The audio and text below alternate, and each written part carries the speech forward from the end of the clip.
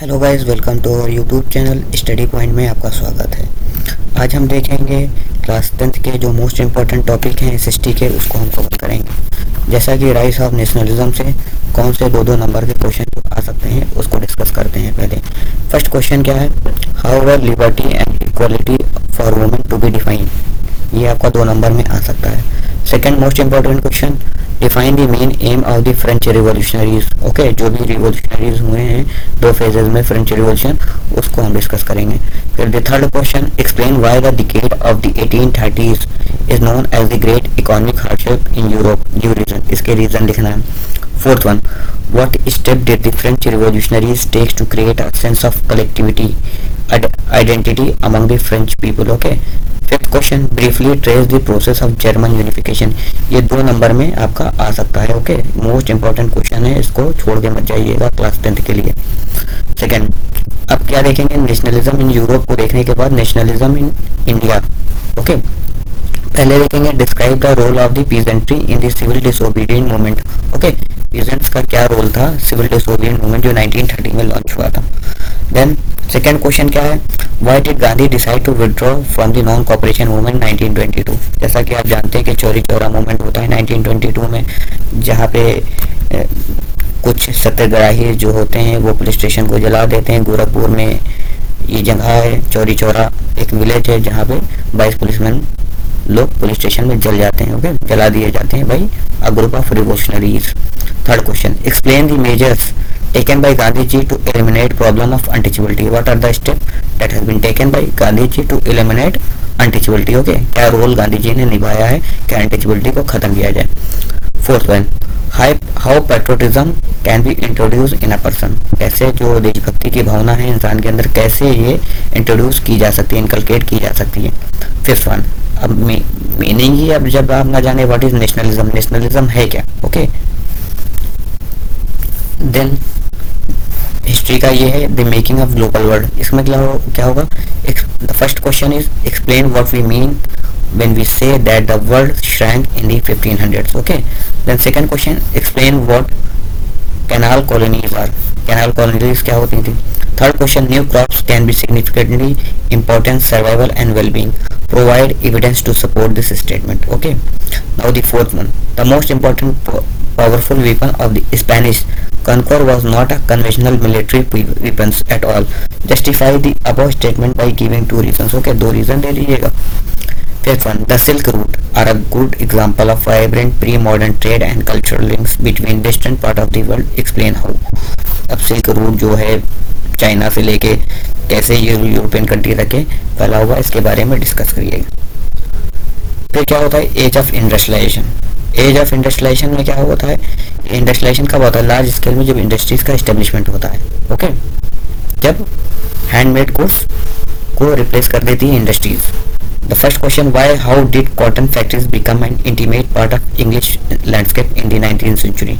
Explain the port of Surat decline by the end of the 18th century। Okay,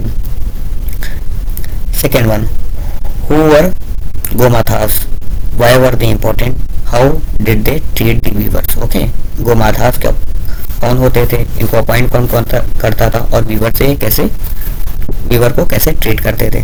the third question, how did the East India company procure regular supplies of cotton and silk textile from Indian weavers. कैसे East India company जो cotton का जो procurement होता था, जो supply होता था, कैसे टेक्सटाइल से इंडियन वीवर्स से लेते थे।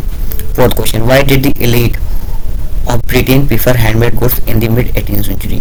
जो ब्रिटेन्स थे पहले के टाइम में 18th century में जब इंडस्ट्रियल रिवॉल्यूशन नहीं आया था, तो वो क्यों हैंडमेड गुड्स को जो होता था उनको प्रीफर करते थे लेना। Fifth one, how did cotton factories become an intimate part of the English landscape in the early 19th century। अब क्या है, print culture and the modern world. The first question, what was the earliest kind of print technology develop in China, Japan and Korea.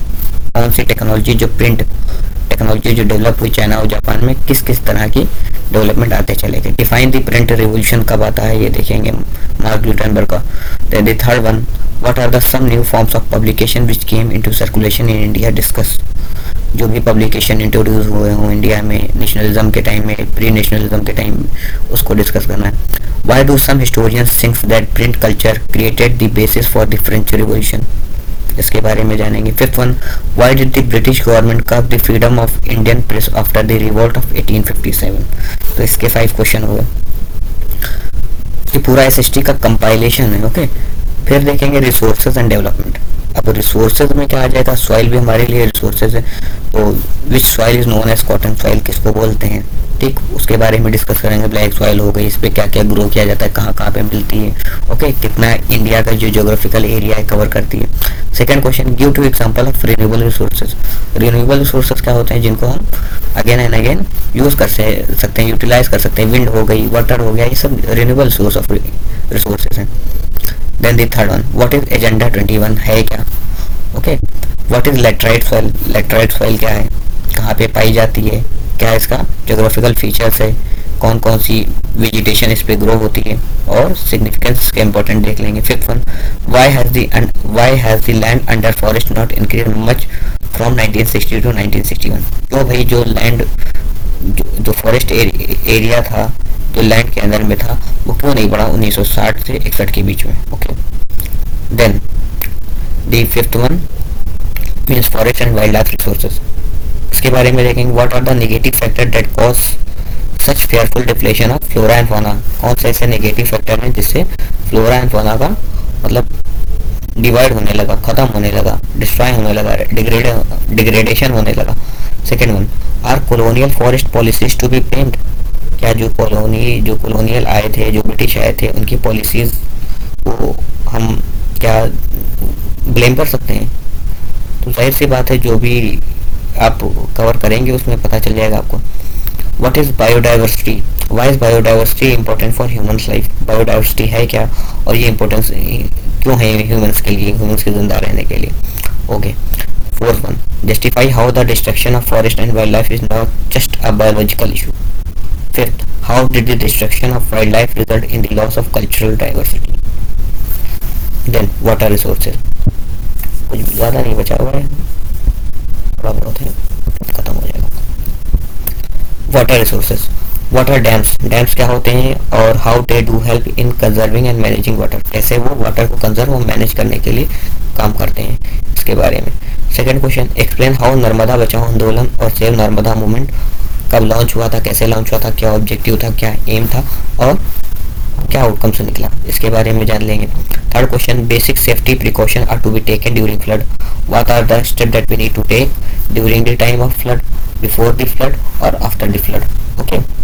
Safety measures क्या होते हैं। What are the main causes of water scarcity, water scarcity मतलब water की कमी जो होती है, कौन से ऐसे जो मेन रीजन है जो इसको वाटर स्कार्सिटी को रिफ्लेक्ट करते हैं। The fifth question, is it possible that an area और रीजन में have ample water resources but it is still facing water scarcity, क्या ऐसा कोई रीजन हो सकता है जहाँ पे वाटर तो अबंडेंस में है रिसोर्सेज के तरीके से, लेकिन हमें फिर भी वाटर की स्कार्सिटी झेल रहे हैं। जैसे आप कोस्टल एरिया देखेंगे, वहाँ पे ओशनिक वाटर कितना है, लेकिन हमारे पास टेक्नोलॉजी इतनी अच्छी नहीं है जिससे हम वो जो डिसैलिनाइजेशन प्लांट लगा के वाटर को मतलब वाटर में बहुत ज़्यादा सैलिनिटी होती है ना, उसको रिमूव करके फॉर ड्रिंकिंग पर्पस के लिए यूज़ कर पाएँ, यूटिलाइज कर पाएँ और लार्ज स्केल पे, तो थोड़ी बहुत डिफिकल्टीज है।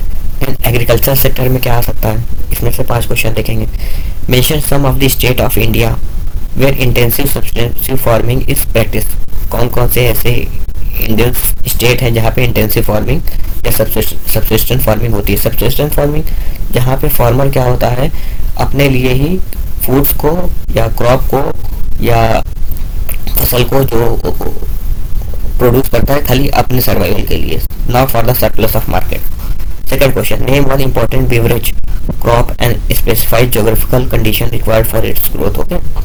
Third, give some example of crop that may be commercial in one region and may provide subsistence in another region, कोई ऐसी क्रॉप्स का एग्जांपल दिए जो वहाँ पे कमर्शियली ग्रो होती हो, लेकिन जिस रीजन के लिए है उसके लिए वो सब्सिस्टेंस है, दूसरे के लिए वो भाई कैश क्रॉप होती है। Define the main 3 main features of kharif crop season. इसके 3 फीचर्स बता देंगे। खरीफ क्रॉप के समर सीजन में हो जाती है, कब होता है, कितना वेजिटेशन होता है, कितनी रेनफॉल चाहिए होती है, कितनी ह्यूमिडिटी, कितनी रिलेटिव ह्यूमिडिटी, इसके बारे में जान लेंगे। Fifth question, name any 2 major fibre crops grown in India. कौन से ऐसे फाइबर क्रॉप्स हैं जो इंडिया में ग्रो होते हैं, उनकी कंडीशन को जो रिक्वायर होती है उनके ग्रो होने के लिए, वो बताएं। Then minerals and energy. Minerals, what is mineral and what are mineral and where are mineral found. Minerals होते हैं क्या, कहाँ पे मिनरल मिलते हैं। Second, what is the difference between an open pit mine and a quarry and an underground mine with shaft. Third question, what are the impact of mining on the health of the miners and the environment. Fourth, explain how fossil fuels are form. कैसे fossil fuel बनते हैं और उसके example लिखने। Fifth one, define solar energy, how it is utilize. Fifth, अब हम आएंगे manufacturing industries में। हमें क्या करना है, अब इंडस्ट्रीज को क्लासीफाई करना है on the basis of raw material. How are they different from each other, कैसे वो एक दूसरे से डिफरेंट होते हैं। ओके, जैसे शुगर इंडस्ट्री है, how it is different from cotton industry. Name 4 agro based and 4 mineral based industry. Agro based मतलब एग्रीकल्चर बेस्ड इंडस्ट्री लिखना है और 4 मिनरल बेस्ड इंडस्ट्री लिखना है। एग्रो में एग्रीकल्चर में वीट आ जाएगा, राइस आ जाएगा, और 4 इसमें आ जाएगा मिनरल में आयरन, स्टील, ये सब आपका आ जाएगा। फिर क्या है, third question, name the main countries to which India export its cotton yarn and cotton goods. कौन सी ऐसी कंट्रियां हैं जहाँ पे इंडिया कॉटन को एक्सपोर्ट करती है as a good. Fourth one, name some countries which are the main buyers of Indian jute product. कौन से ऐसे इंडियन कंट्री, बाहर की कंट्रीज हैं, इंडिया के बाहर की, ग्लोबल वर्ल्ड में, जो इंडियन कॉटन जूट को बाई करते हैं। Okay. Fifth one, why are the sugar mills located closest to sugar cane field. क्यों ये जो शुगर केन फील्ड होती है, जो शुगर केन मिल्स होती हैं, वो क्लोजेस्ट किसके होती है, मतलब शुगर केन फील्ड होती है, उनके बहुत ज़्यादा क्लोज में होती है, बहुत विलेज एरियाज में होती है जहाँ पे शुगर केन का प्रोडक्शन ज़्यादा होता है। ये रीज़न लिखना है। डेवलपमेंट में क्या लिखेंगे, define return per capita income क्या होती है, देन नेशनल इनकम क्या होती है, then GDP, then fourth criteria जो वर्ल्ड बैंक ने क्लासीफाई किया है डिफरेंट कंट्रीज़ के लिए, वो लिखेंगे। फिफ्थ, लिटरेसी रेट क्या है, उसको कैसे मेजर करते हैं। ओके। अब सेक्टर्स ऑफ इंडियन इकोनॉमी, इसमें क्या है, क्लासिफाई करेंगे इंडियन इकोनॉमी को on the basis of ownership of enterprises. Ownership मतलब किसके नाम वो इंडस्ट्री या जो इंटरप्राइज है या कंपनी है उनके नाम पे है। ओके, प्राइवेट सेक्टर है, पब्लिक सेक्टर है, या दोनों मिक्स्ड है। Second question, what is disguise employment क्या होता है, अनएम्प्लॉयमेंट क्या होता है। Third question, production of commodity mostly through the natural process is an activity of which sector. Fourth, name the sector in which the government owns most of the assets and provide all the services. Fifth, suggest any one way to create employment opportunity in the rural areas. अब money credit के बारे में जानेंगे। Why do banks ask for collateral while giving credit to borrower. Okay, collateral क्यों मांगता है, guarantee क्यों मांगता है, जब जो उधार लेता है उसको क्या देने के लिए, क्रेडिट देने के लिए या उधार देने के लिए वो कोलेटरल गिरवी रखता है कोई चीज़। Second, why do banks do with the deposit when they accept from customer. क्या करते हैं बैंक, जब उनके डिपॉजिट को एक्सेप्ट करता है तो बैंक सर्कुलेशन में ले आते हैं, जाहिर सी बात है, कहीं इन्वेस्ट कर देते हैं। What is the main informal source of credit for rural house hold in India. Fourth, what is the meaning of barter system. Barter system तो जानते हैं, exchange of goods. What is main bye double coincidence of fund, मतलब जब दोहरा संचार होता है, money का इन्वॉल्वमेंट होता है, उसको डबल कोइंसिडेंट ऑफ फंड बोलते हैं। Globalisation in Indian economy, why is tax on import as trade barrier. तो भाई जो टैक्स है, इम्पोर्ट बैरियर जो मतलब बाहर से आ रहा है, एक बैरियर का काम कर रहा है, क्योंकि हैवी टैक्सेशन होता है तो लोग यहाँ पे डंप करते नहीं है। इंडियन मार्केट में बहुत हैवी प्राइस पे इंडिया में इंट्रोड्यूस होता है। Second, which organisation less stress on the liberalisation of foreign trade and foreign investment. Third, give one characteristic features of a special economic zone. Fourth, what do you understand by the term foreign direct investment, FDI? Fifth, why had the Indian government put barriers to foreign trade and foreign investment after independence? State any one reason. Okay, तो ये कुछ question हैं social studies के या social science के, जहाँ से class 10th के बहुत ज़्यादा क्वेश्चन मोस्ट प्रोबेबली के यहीं से आएंगे। ओके, तो आप इसको क्या करिएगा, इसको राइट डाउन करिएगा और इसको रट लीजिएगा, चाहे याद करिएगा चाहे जो करिएगा, लेकिन इसको छोड़ के मत जाइएगा। ओके, ऐसी वीडियो को पाने के लिए लाइक करें, शेयर करें, सब्सक्राइब करें। ओके, और कोई क्वेरी हो तो कमेंट सेक्शन में कमेंट करें। Okay, thank you.